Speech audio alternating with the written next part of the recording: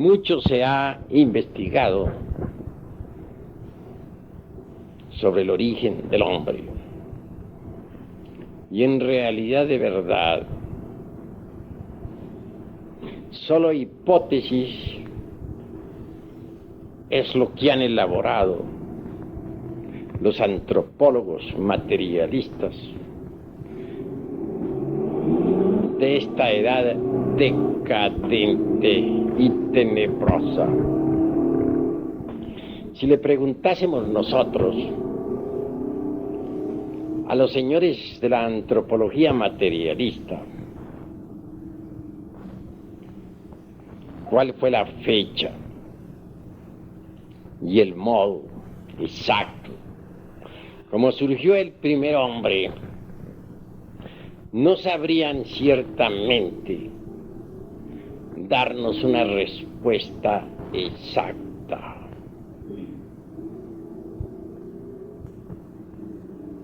Desde las épocas aquellas de Mr. Darwin hasta Haeckel, y posteriormente desde Haeckel hasta nuestros días, han surgido innumerables hipótesis y teorías sobre el origen del hombre. Empero, hemos de aclarar en forma enfática que ninguna de tales suposiciones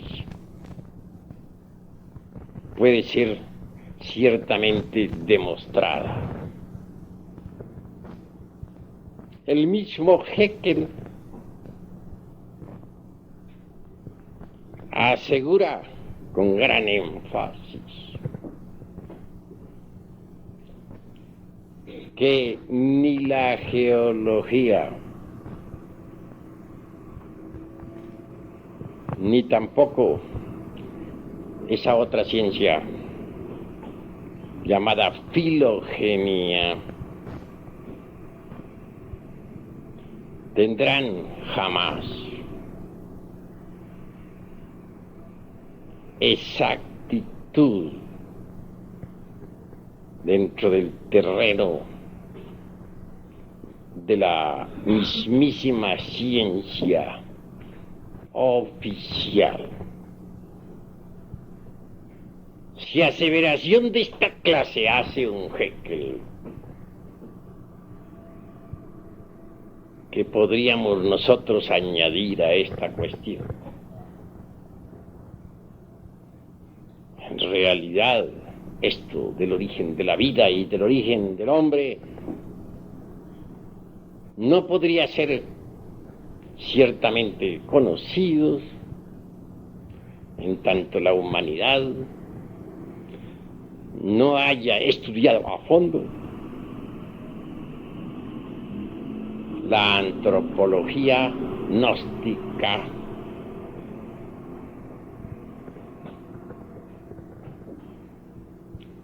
¿Qué nos dicen los protistas materialistas? ¿Qué afirman ellos con tanta arrogancia? ¿Qué es lo que suponen sobre el origen de la vida y de la psiquis humana?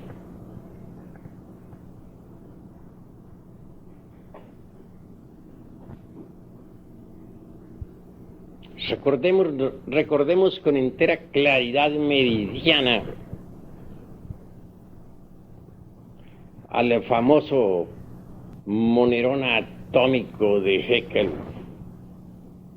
entre el abismo acuoso.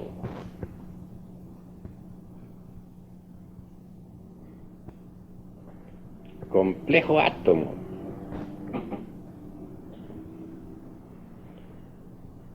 que no podía en modo alguno surgir de un azar, como lo supone ese buen señor.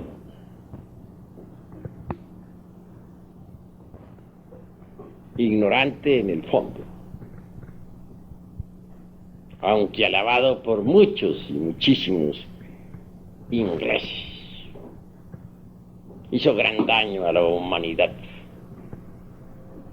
con sus famosas teorías. Solo diríamos, parodiando a Job,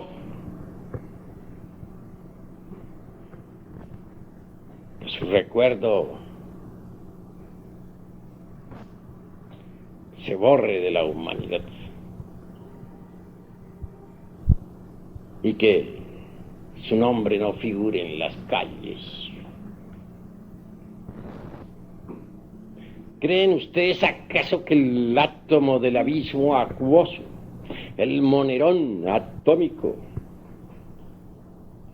podría surgir del azar?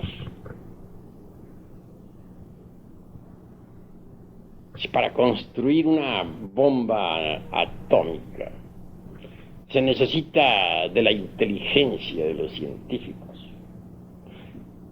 ¿Cuánto mayor talento se requeriría para la elaboración de un átomo?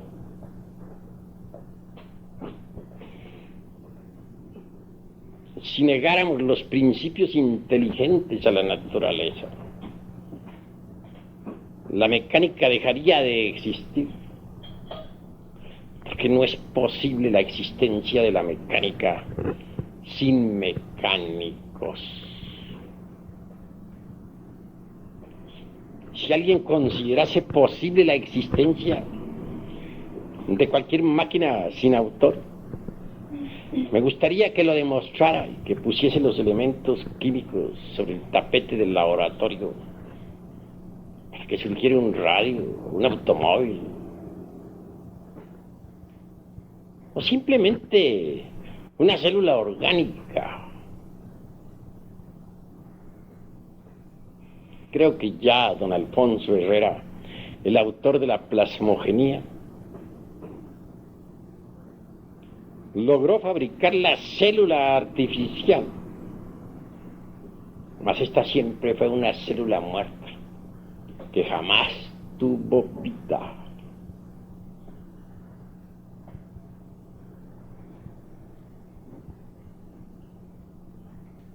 ¿Qué dicen los protistas? Que la conciencia, el ser, alma o espíritu, simplemente los principios psíquicos, no son más que evoluciones moleculares del protoplasma a través de los siglos.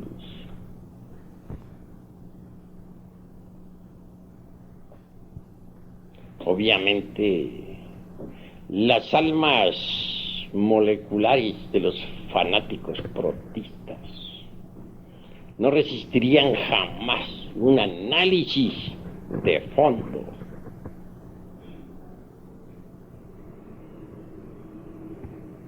La célula alma, el batibius gelatinoso del famoso Haeckel, del cual surgiera toda especie orgánica, está buena como para un Molière y sus caricaturas.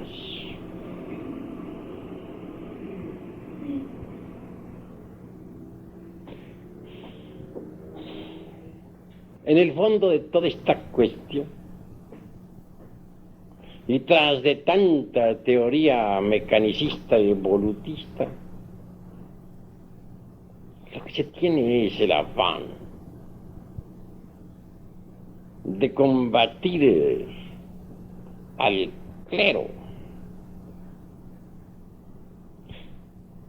Se busca siempre algún sistema, alguna teoría que satisfaga a la mente y al corazón para demoler al Génesis hebraico.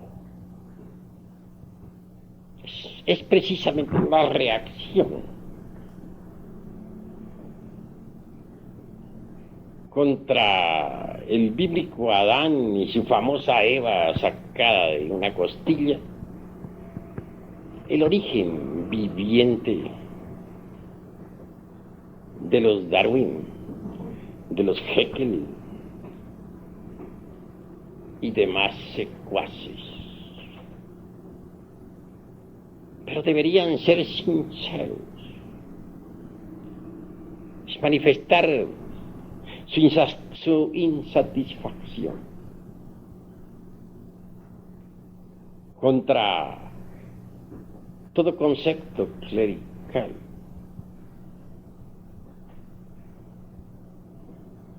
No está bien que por reacción simple se dé origen a tantas hipótesis desprovistas de cualquier basamento serio.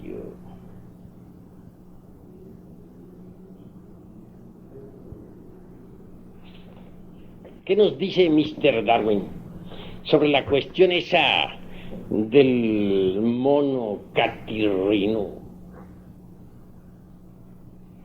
Que posiblemente el hombre devino de allí. Sin embargo, no lo asienta en forma tan enfática como lo suponen los materialistas alemanes e ingleses.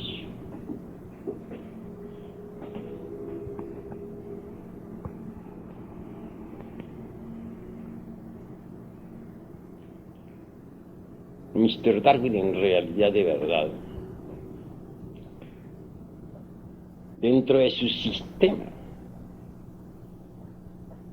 puso ciertos fundamentos que vienen a desvirtuar y hasta a aniquilar absolutamente la supuesta procedencia humana del mono, aunque este sea el catarrino o catirrino.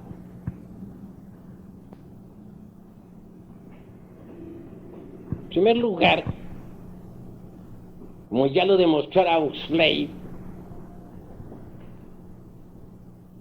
el esqueleto del hombre es completamente distinto en su construcción al esqueleto del mono. No dudo que haya ciertas semejanzas entre el antropoide y el pobre animal intelectual equivocadamente llamada hombre, mas no exactitud definitiva o definitizante en esta cuestión. El esqueleto del antropoide es trepacista.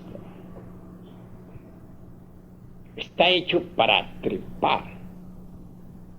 Así lo indica la elasticidad y construcción de su sistema óseo. En cambio, el esqueleto humano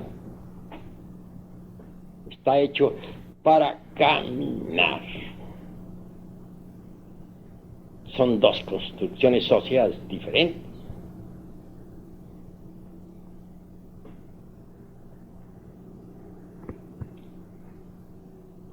Por otra parte, la elasticidad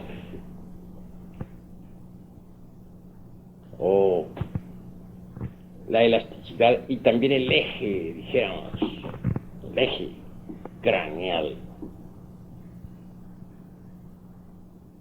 del antropoide y también del ser humano son completamente diferentes.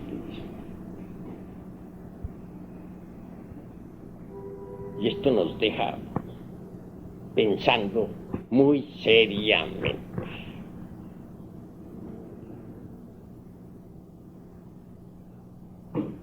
Por otra parte, mis estimables hermanos, bien se ha dicho, con entera claridad meridiana, por los mismísimos antropólogos materialistas, que un ser organizado. En modo alguno podría venir de otro que marchase a la inversa, ordenado antitéticamente. En esto habría de poner cierto ejemplo. Veamos al hombre y al antropoide. El hombre, aunque en estos tiempos esté degenerado, es un ser organizado. Estudiemos la vida y costumbres del antropoide y vemos que está ordenado en una forma diferente, contraria, antitética. No podría un ser organizado, pues, devenir de otro ordenado en forma opuesta. Y esto lo afirman siempre muy severamente las mismísimas escuelas materialistas.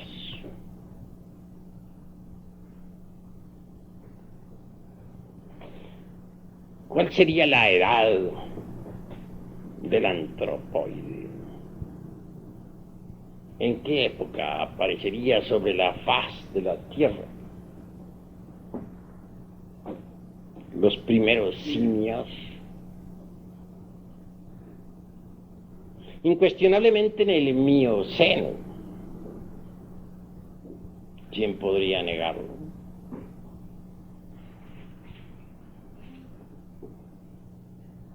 Tuvo que haber aparecido obviamente en la tercera parte del Mioceno, hace unos 15 a 25 millones de años.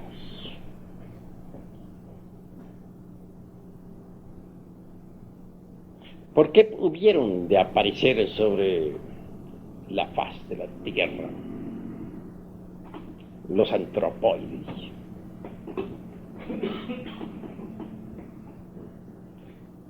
¿Podrían dar acaso alguna respuesta exacta los señores de la antropología materialista, los brillantes científicos modernos, esos que tanto presumen de sabios?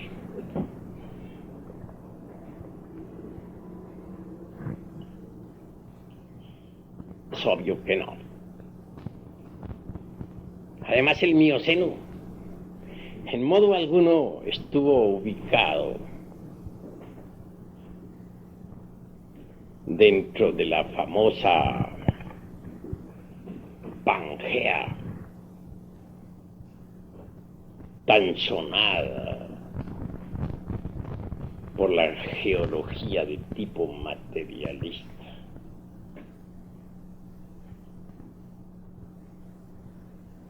Resulta ostensible que el Mioceno tuvo su propio escenario en la antigua tierra lemúrica, continente ubicado antes en el Océano Pacífico. Restos de la Lemuria. Tenemos todavía a la Oceanía, con la Gran Australia,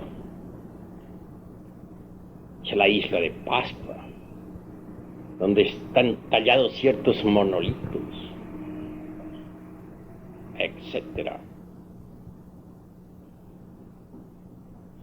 Que no lo acepte la antropología materialista por estar embotellada completamente en su Pangea. ¿Qué importa la ciencia y qué a nosotros?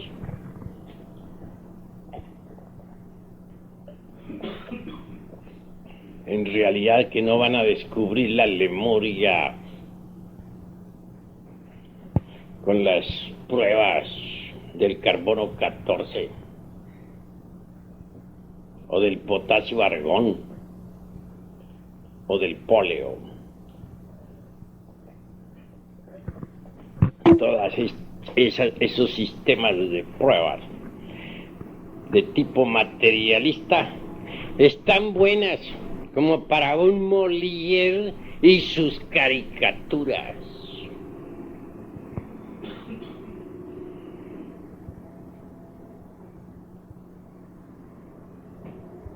Por estos tiempos, después de las infinitas hipótesis de los Haeckel y de los Darwin y de los Huxley y todos sus secuaces, se sigue todavía entronizando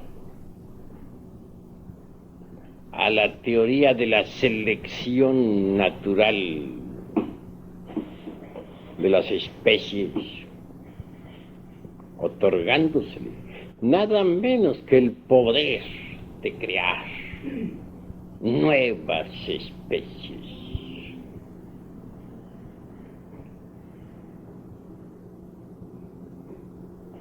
En nombre de la verdad hemos de decir que la selección natural como poder creador es sencillamente un juego de retórica para los ignorantes, algo que no tiene basamentos.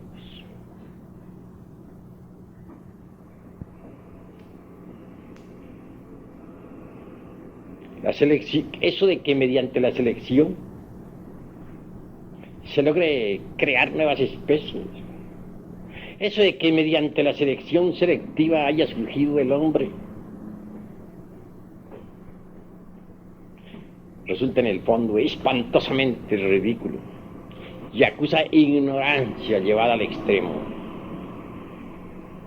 No niego la selección natural.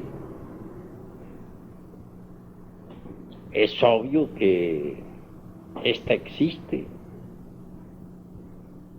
Pues no tiene el poder de crear nuevas especies.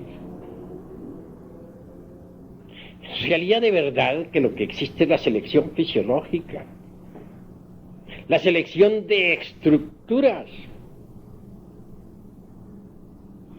y la segregación de los más aptos. Eso es todo. Llevar a la selección natural hasta el grado de convertirla en un poder creador universal. Ese es el colmo de los colmos. A ningún sabio verdadero se le ocurriría semejante tontería. Nunca se ha visto que mediante la selección natural surja alguna especie nueva. ¿Cuándo? ¿En qué época?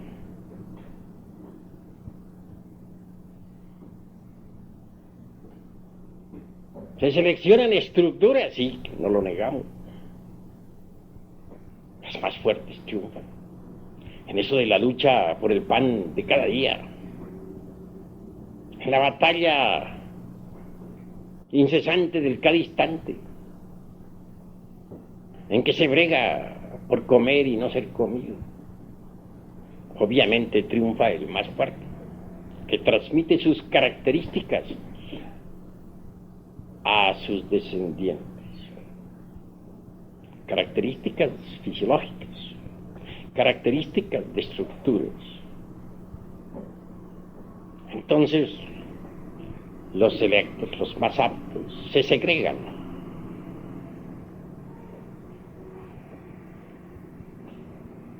Y transmiten ellos a sus descendientes tales aptitudes. Así es como se debe entender la ley de la selección natural. Así es como se debe comprender. Una especie cualquiera. Entre las selvas profundas de la naturaleza tiene que luchar por tragar y no ser tragado. Obviamente, resulta espantosa tal brega. Y como resultado, triunfan, como es natural, los más fuertes.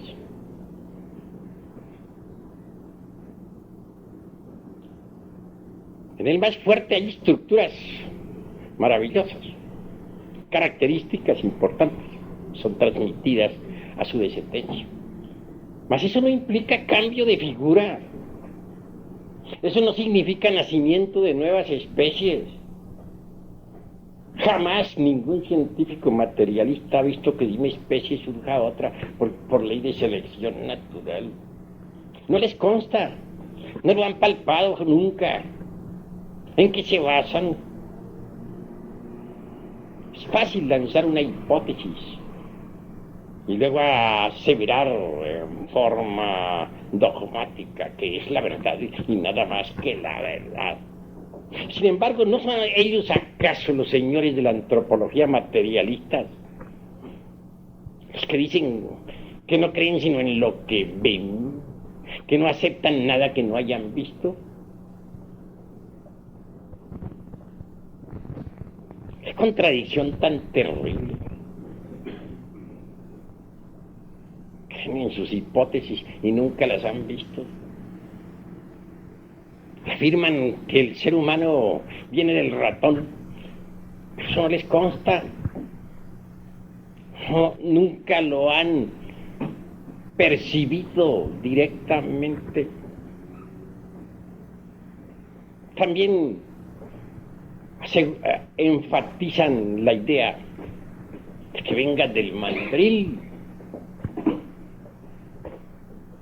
Son innumerables las teorías de estos tontos científicos. Absurdas afirmaciones de hechos que ellos jamás han visto. Nosotros los gnósticos no aceptamos supersticiones, y esas son supersticiones absurdas. Nosotros somos matemáticos en la investigación y exigentes en la expresión. No nos gustan tales fantasías. Queremos factos, hechos concretos y definitivos.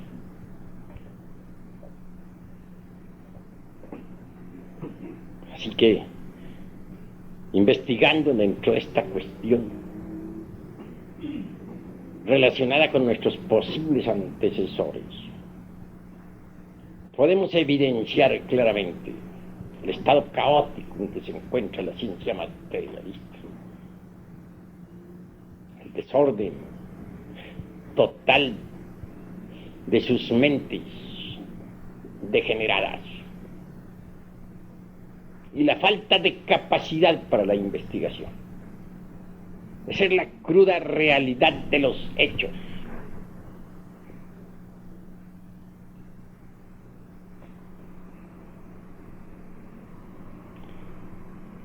Esta cuestión, este asunto de que de ciertas formas homínidas surjan otras, así porque sí, fundamentados únicamente en pruebas tan ridículas como las del carbono 14 o del potasio argón o del polen,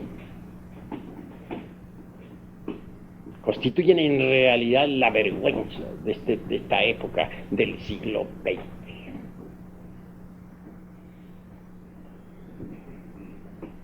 Nosotros, los gnósticos, antropólogos, tenemos sistemas diferentes para la investigación.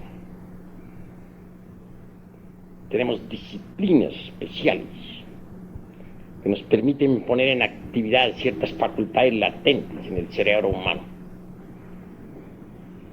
ciertos sentidos de percepción completamente desconocidos para la antropología materialista. Que la naturaleza tenga memoria es lógico, y un día se podrá demostrar. Ya comienzan a hacerse ensayos científicos modernos. Pronto las ondas luminosas del pasado, o las ondas sonoras, para hablar más claro, del pasado, podrán descomponerse en imágenes que serán perceptibles a través de ciertas pantallas. Y ya hay intentos científicos en ese asunto. Entonces podrán ver los televidentes del mundo entero el origen del hombre y la historia de la Tierra y de sus razas. Cuando llegue ese día, que no está tarde, el anticristo de la falsa ciencia, quiero decirles con entera sinceridad que el origen de la humanidad quedará al descubierto en estas conferencias. ¿Qué causas primarias y secundarias dieron origen a la humana especie? ¿Conocen acaso esto los antropólogos materialistas? Los mismos científicos secuaces de Haeckel saben muy bien que todo el pasado geológico y la filogenia materialista jamás llegarán a ser ciencia exacta.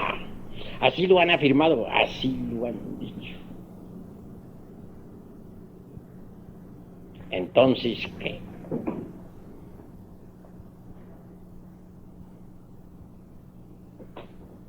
Estamos en una época de grandes inquietudes. Y el misterio del origen del hombre debe ser aclarado. El terreno de las hipótesis es deleznable. Es como un paredón sin cimientos. Basta darle un ligero empujón para convertirle en menudo sedimento.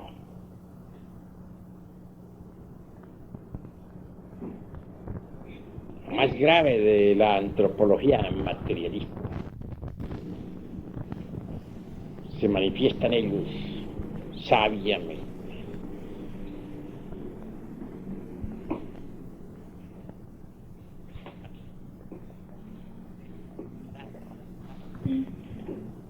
Absurdo resulta también embotellarnos en el dogma de la mecánica evolutiva.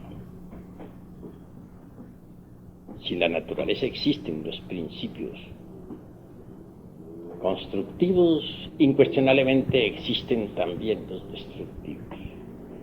Si hay evolución en las especies vivientes, existe también la involución. Hay evolución, por ejemplo, en el germen que muere para que el tallo nazca. En la planta que crece, que echa hojas y que al fin da fruto. Hay involución en la planta que se marchita y que fenece y que por último se convierte en un montón de leños. Hay evolución en la criatura que se gesta dentro del vientre materno, en el niño que juega, en el joven. Hay involución en el anciano que decrece y que al fin muere.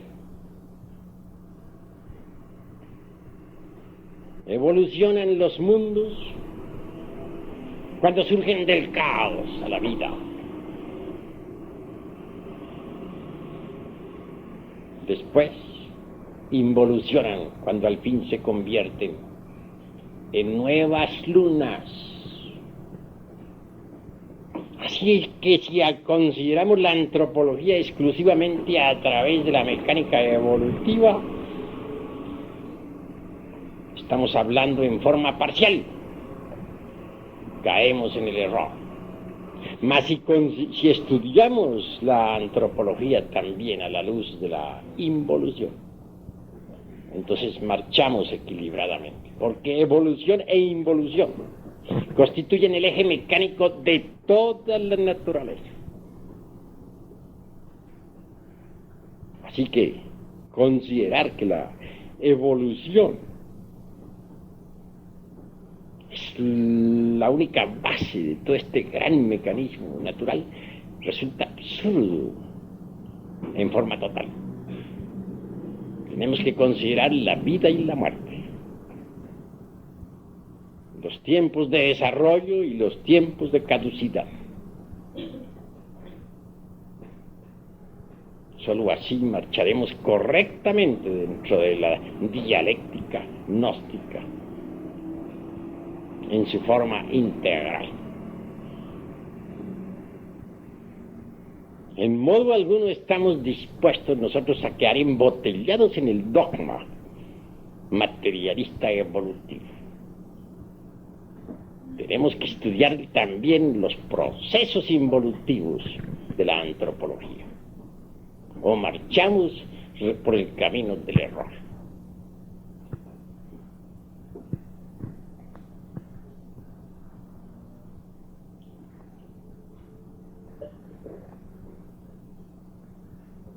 ¿Cuáles son los tipos originales de esta raza humana? ¿Quién los conoce? Nosotros tenemos métodos, sistemas científicos por medio de los cuales podemos ver, oír, tocar y palpar esos tipos originales.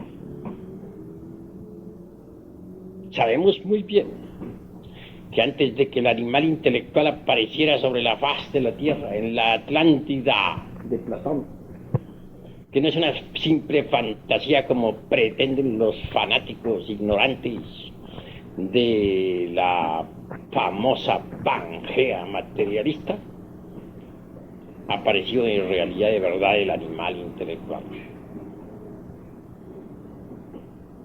En la Lemuria existió el hombre, lo mismo que en la época hiperbórea y polar. Mas estos son puntos que solamente iremos desarrollando en futuras conferencias, para mayor claridad de todos aquellos que escuchen y lean.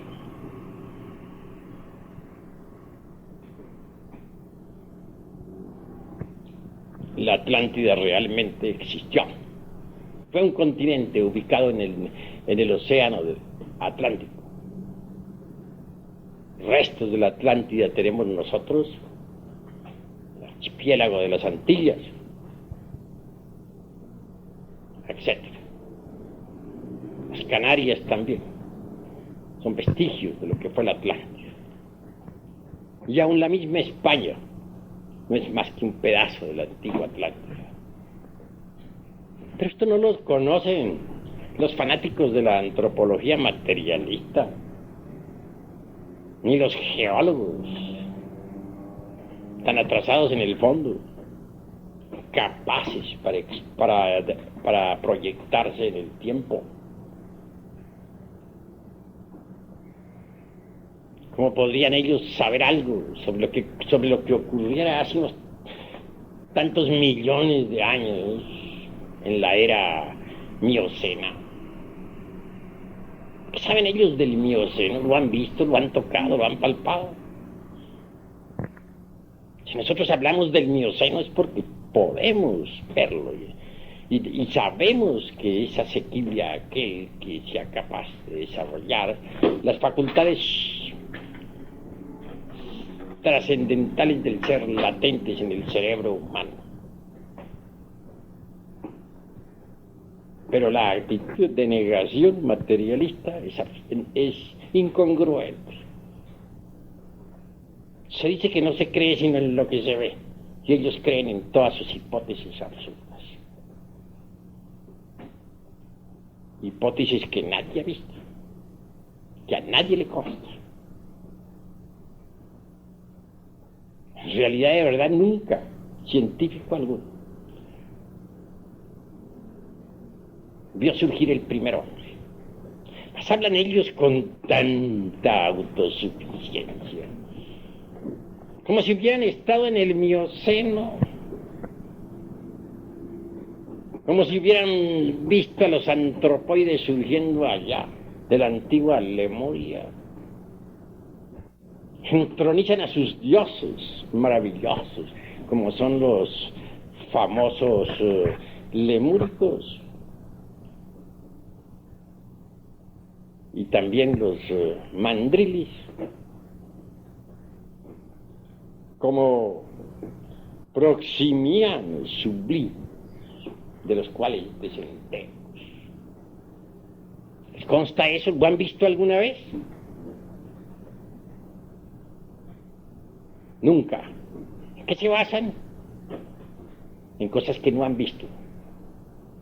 Y no son ellos mismos los que dicen que no creen sino en lo que ven. Entonces, ¿por qué están creyendo en lo que nunca han visto? ¿No es acaso esto una contradicción? ¿No resulta en el fondo esto incongruente?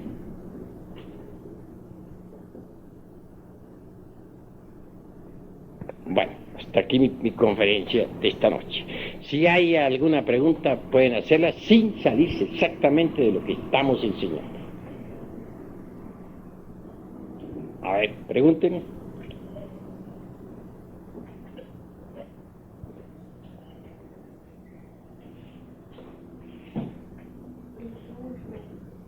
Se dice que el cambio de una especie a otra, en la física se dice que es por mutación, en un proceso de herencia, ¿no? Por mutación. ¿Cómo? O sea, con un proceso dentro de la herencia por mutación, que ciertos genes se transforman para convertirse, para transformar la estructura precisamente del ser nuevo que va a surgir, digamos, ¿no?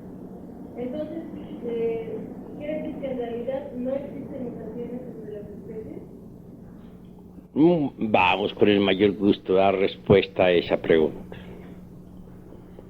Estos tontos científicos de la antropología materialista creen que mediante los cambios ambientales y de clima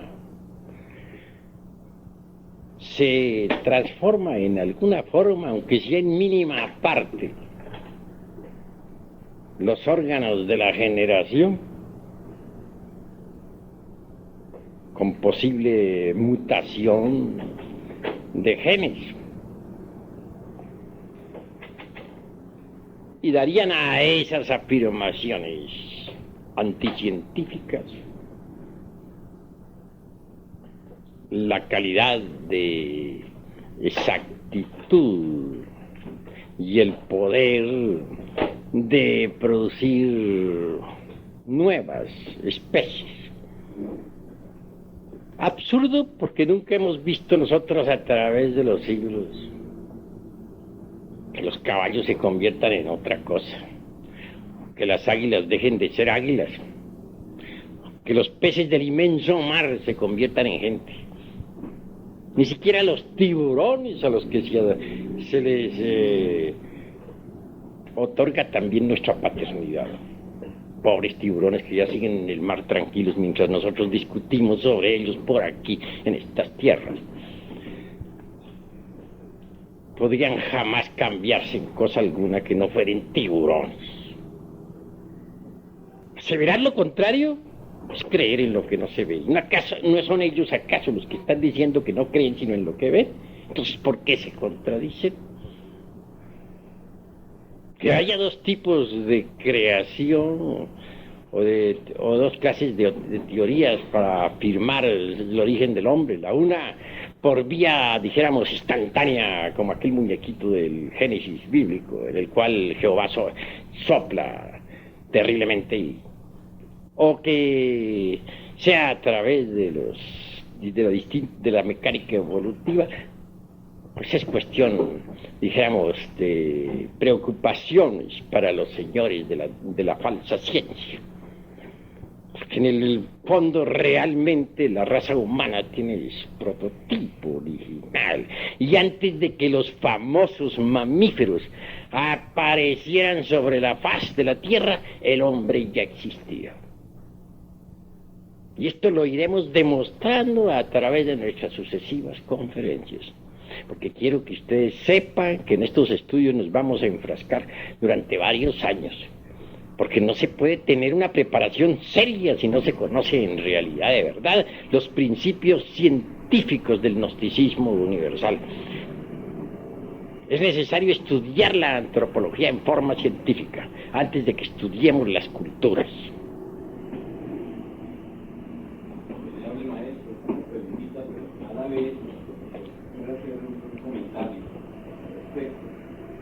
Evidentemente, pues, a través de la simple lógica dialéctica, la lógica matemática, siendo riguroso, el maestro ha demostrado de que la ciencia actual se contradice a sí misma, se contradice.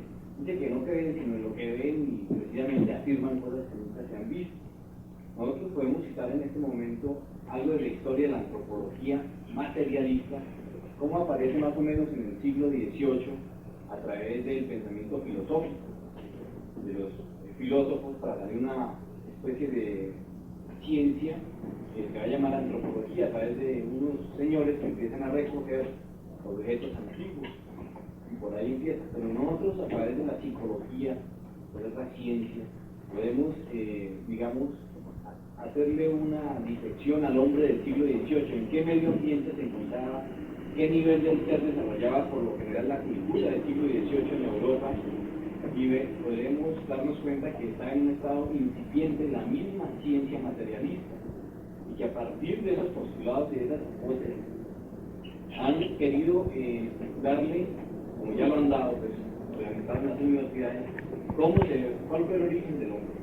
Y la arguyen con gran prosopopeya y con gran énfasis, afirmando de que el maestro ha citado, afirmando pues de que en el Mioceno, en el Plioceno, se dieron tales los catarrinos, los lemurios, el proceso evolutivo en el cual a través de otra ciencia que es la filogenia, afirman de que esos genes en un determinado momento por ambientación, por clima, como bien el maestro lo ha citado, a través de las 4 glaciaciones, han tenido mutaciones que van generando nuevas características en la estructura misma.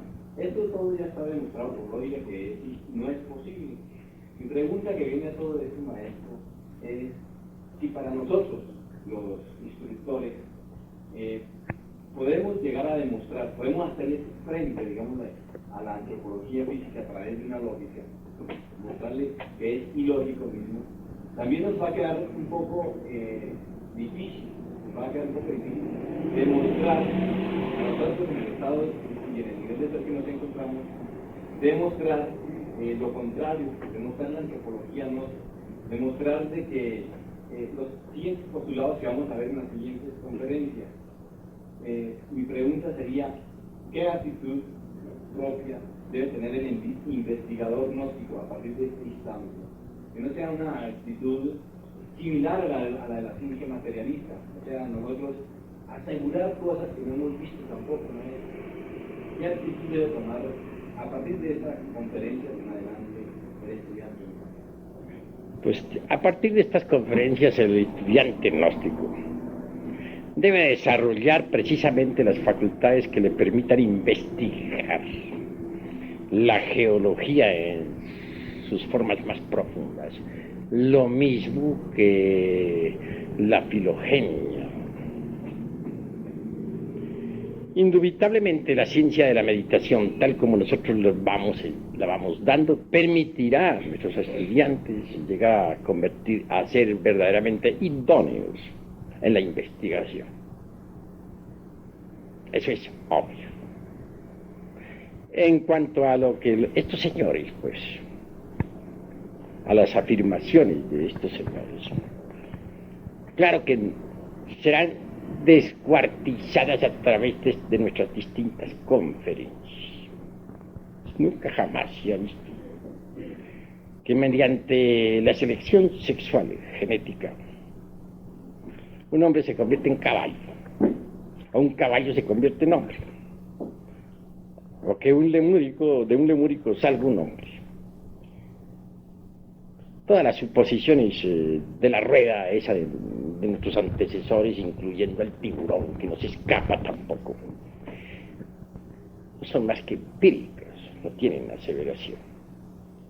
Vendrá en nuestro auxilio para demostración a ese mundo de los profanos materialistas. Los aparatos científicos mediante los cuales se podrá ver en la pantalla, como ya lo dije, la historia de la Tierra y de sus razas. Ya hay ensayos. Recordemos al cura Peregrini en Italia, que está descomponiendo en estos momentos los sonidos para transformarlos en imágenes. También hay algunos ensayos en los Estados Unidos. No demora el día en que los registros akáshicos de la naturaleza caigan en poder de la ciencia. Y entonces todo el mundo podrá ver la realidad en las pantallas. Como ya dije, el anticristo de la ciencia quedará ante el veredicto solemne de la conciencia pública, desnudo, en su crudo realismo, tal cual es.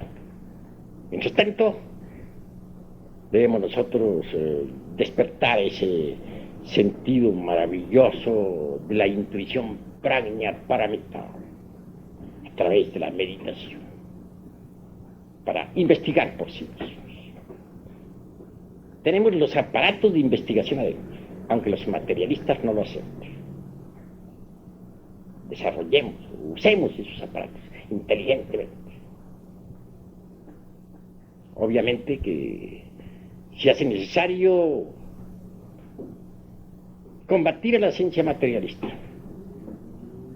científicamente, y lo vamos a hacer para que nuestros hermanos todos, incluyendo los instructores, los misioneros, queden debidamente preparados. Maestro, usted nos ha hablado del fenómeno físico-químico, del fenómeno biológico, pero existe también el fenómeno psíquico, el fenómeno conscientivo y el fenómeno ontológico, maestro. ¿Cuál es el origen del hombre en las escalas psíquico, conscientivo y ontológico? Si nosotros vamos a cerrarnos completamente a la banda, como se dice, como lo hacen los antropólogos materialistas, quedaríamos más que con los ganglios y el cerebro, la materia gris como perceptivas de los fenómenos psicoquímicos. Pero si ahondamos en todas estas cosas a fondo, venimos a descubrir precisamente que estos tres fenómenos de los cuales tú hablas, o sea, el psicoquímico, el conscientivo y el ontológico, como escalas distintas de los niveles del ser. El psicoquímico o el químico que sirve de fundamento pues a lo psíquico para constituir lo psicosomático, obviamente está presente y todos ustedes lo han entendido o comprendido. En cuanto al conscientivo, realmente yo les digo a ustedes lo siguiente: el conscientivo tiene, dijéramos, un upadi, una base para la expresión sensible, cuál es el asiento vital de la vida orgánica. Pero si nosotros no desembotellamos la conciencia, no sería posible entonces llegar a la experiencia de lo real, de la verdad. Y no solamente tenemos que desembotellar la conciencia, sino la mente y la voluntad.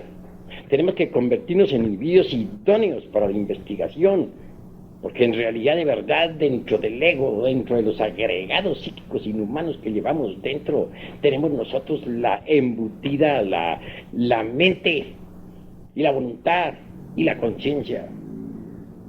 La mente es importante para el estudio, para el análisis, pero la gente no tiene mente íntegra, unitotal, individual. La gente tiene la mente dispersa, embotellada entre los distintos elementos psíquicos indeseables.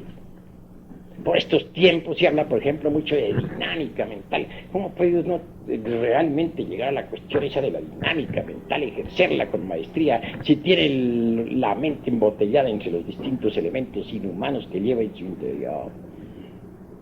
Es obvio que debe desintegrar tales elementos para tener mente íntegra, unitotal, no dividida por el proceso de la opción, no dividida por la por el proceso electivo, una mente que realmente se manifiesta en forma íntegra. Y en cuanto a la conciencia en sí misma, la conciencia, pues, los tres aspectos, la conciencia es el último que dices tú. En el punto de vista ontológico tenemos que ir mucho más allá, tenemos que pasar a la cuestión del ser en sí mismo, porque lo ontológico es más profundo, se refiere al ser y a sus distintas partes autónomas y autoconscientes. Si uno no despierta la conciencia, nada puede saber de sí mismo, de su propio ser. Así pues es necesario despertar completamente la conciencia. Por ejemplo, veamos, mucho se habla por estos tiempos sobre filogenia. Pero ¿cómo podría conocerse la filogenia si no estudiamos la ontogenia dentro del proceso fetal? Bien sabemos nosotros que en el vientre, dijéramos en el claustro materno, se repite exactamente toda la historia por la cual ha pasado el ser humano en sus procesos evolutivos e involutivos. Si quien quiera conocer la filogenia a fondo, debe estudiar la ontogenia. Y nadie podría en verdad penetrar dentro de los misterios de la ontogenia y llegar a la filogenia exacta, no a la filogenia materialista, si antes no ha despertado ciertamente en forma íntegra la conciencia. Y más aún, si no ha desembotellado la mente, si no ha logrado una mente íntegra, unitotal. Así que las clases que aquí hemos dado nosotros sobre psicología práctica, con fondo trascendental, deben convertirse, dijéramos, en asiento de todas nuestras ocupaciones diarias para convertirnos en investigadores competentes de la ciencia gnóstica. Maestro, me queda otra inquietud con respecto a lo que se hablaba de mutaciones. Maestro, hay ciertas épocas, tal vez catástrofes, que permiten muchas veces que se crucen especies.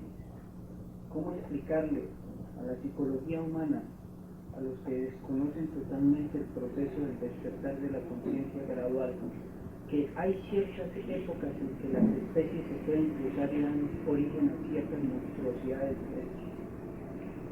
Pues esto realmente es inasequible para la ciencia oficial. ¿Qué puede saber la ciencia oficial sobre el modo como esos tres factores, por ejemplo, cuáles son las tres fuerzas primarias de la naturaleza y del cosmos, se polarizan? Incuestionablemente que eso nadie lo puede negar, que las tres fuerzas se polarizan, a veces en una forma, a veces en otra, a veces se permite que hayan ciertos cruzamientos y en otras épocas esos cruzamientos resultan algo más que imposible debido precisamente a las mismísimas polarizaciones. Por ejemplo, el chango, y esto que estoy diciendo no es para la conferencia ni va a quedar grabado, lo que dijimos sobre la conferencia es hasta donde dije, aquí termina la conferencia. Por ejemplo, el chango, ya hablando aquí entre nosotros, pues indudablemente tiene origen humano. Fue una época en que cierta raza lemur humana y muy humana se mezcló con bestias de la naturaleza. También al final de la Atlántida se dieron esas mezclas. Pero eso fue en esa época, en que el Okidano activo, omnipresente, omnipenetrante, se desdobló en los tres factores y estos se polarizaron en cierta forma y de cierta manera que permitió que seres humanos se mezclaran con especies animales. Y de allí surgieron changos. Tanto en Lemuria hubo changos durante el Mioceno como también los hubo en la Atlántida. De eso trataremos más adelante y en forma seria en estudios científicos. Claro que lo que en este momento estamos platicando es aquí entre nosotros, no está incluido dentro de la conferencia. A ver. Acerca de lo que yo he entendido de la cuantificación de años atrás, geológica, o sea, la antropología se basa mucho en la geología para poder citar pues, el hombre antiguo en qué época apareció. Estos planteos de la geología también sabemos muy bien que es un riguroso estudio de observación sobre formaciones geológicas. A estas formaciones geológicas se han llamado, como bien sabemos todos, la era primaria, la secundaria, la terciaria y la cuaternaria en la cual estamos. En la era terciaria y secundaria, donde aparecen estos periodos del Mioceno, Plioceno, Oligoceno, se les da un dato aproximado a través de las pruebas de la computación, a través del polen o a través de también de algunas técnicas geológicas. Le dicen, tal formación geológica tiene tantos años, y si el esqueleto está allí aparecido y dice, hace tantos años apareció este hombre, según en la profundidad en que se encuentra. Esas formaciones en sí mismas sí corresponden a eso, a los años que pone la ciencia oficial. Bueno, la pregunta que tú me estás haciendo no está dentro de la conferencia de hoy. No, porque tenemos que ceñirnos estrictamente a lo que hemos enseñado hoy. Nada más, pero te la contesto con mucho gusto. Obviamente que esas clasificaciones son absurdas en un 100%. Que en realidad, de verdad, las eras que tú has citado tienen cada una sus correspondientes escenarios.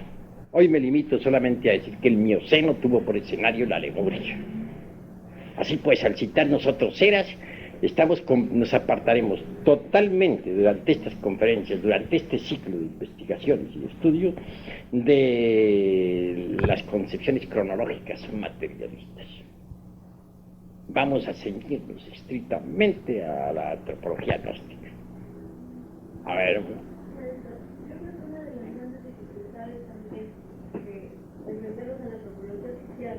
Es que definitivamente la antropología oficial no acepta ni la Lemuria ni la Atlántida, ni siquiera habla de él. Entonces, y bueno, por lo que yo he llegado a comprender con una combinación de los dos estudios, es de que la antropología oficial trata de entender el origen del hombre, de la raza aria, nada más centrándose aquí, sin pensar en que hay lemúricos en Italia, Atlantes tampoco. Entonces creo que ahí hay una gran confusión también. No ignoramos eso, pero ¿qué importa eso a la ciencia y que a nosotros? Ya he dicho, el que ríe de lo que desconoce está en el camino de ser idiota. Que vamos a quedar nosotros también embotellados dentro de la famosa Pangea materialista. ¿O vamos acaso nosotros a combinar la antropología gnóstica con la antropología de los ignorantes materialistas, enemigos del Eterno? Jamás. Al contrario, nosotros vamos a combatir la antropología materialista con la antropología gnóstica y vamos a demostrar científicamente el absurdo de la antropología materialista. Ahora solamente me propongo, en realidad de verdad, prepararlos a ustedes para que queden lo suficientemente fuertes para la batalla. Dentro de algún tiempo, cuando estén preparados, en verdad retaremos públicamente la antropología materialista ante el veredicto solemne de la conciencia pública y científicamente los venceremos en el campo de batalla. Eso es todo. A ver. Perdone, maestro, que yo insisto en la misma pregunta, tal vez la gestioné mal. Yo digo que ya que vamos a combatir, ya que el maestro dice que vamos a combatir a la antropología científica en un tiempo con bases sólidas, la antropología física científica se basa, maestro, la base del hombre está en la Tierra. O sea, los primeros estudios de antropología empiezan por la geología. Nosotros también debemos tener una claridad sobre la geología de este planeta, ¿no? La formación de este planeta. Ellos empiezan muy bien, nosotros sabemos que la antropología empieza explicando la formación del planeta. Después, explicando la aparición de la vida en el planeta y luego cómo la vida fue evolucionando ya de algas marinas, animales, a tiburones, así sucesivamente. ¿Cuál es? Mi pregunta volvía, esas eras geológicas que existen, las vamos a ver nosotros. Vamos a tener también una base a través del planeta. ¿Cómo podría ocurrirles a ustedes que fuéramos todos nosotros a estudiar la antropología, excluyendo la geología? ¿Sería eso tan absurdo como querer que un drama se representara sin escenario, en el aire, así porque sí? Todo el drama de la vida humana, toda la historia de la Tierra y de sus razas se ha desenvuelto dentro de distintos periodos geológicos. Por tanto, a través de estos estudios se van contemplando esos periodos geológicos. Mas no vamos a desenvolver nuestra didáctica de acuerdo con el programa de la antropología materialista, porque no somos copiones.